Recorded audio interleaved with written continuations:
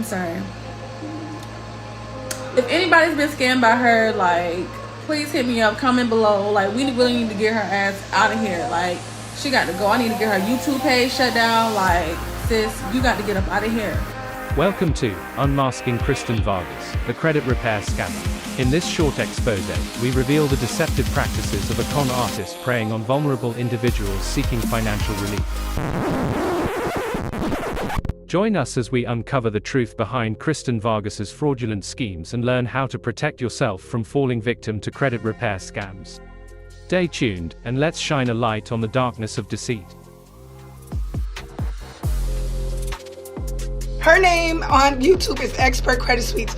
I done found mug shots to this lady. I've been watching her since 2018, okay? To all these bad reviews that are recent, like, I don't know what's wrong with this lady. She shaved off half her head. If she had a shaved head in 2018, I probably wouldn't have messed with her. Shit is weird. The credit repair industry, riddled with untrustworthy practices and broken promises, often preys on the desperate.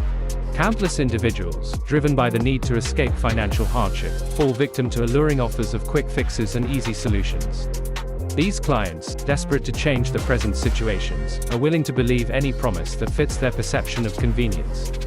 In this expose, we delve into the grim reality of the credit repair industry, uncovering the tactics used to exploit vulnerability and the urgent need for awareness and vigilance.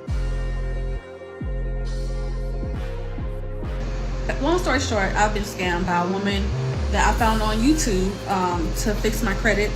She has almost 30,000 subscribers, and her YouTube videos are informational. But anyways, here is her profile on YouTube, Kristin Vargas, and I'm gonna show y'all proof that she's a scammer and I may be a victim of fraud now. So here you guys can pause it and read it. This woman was using people's social security numbers to commit fraud for identity and shit.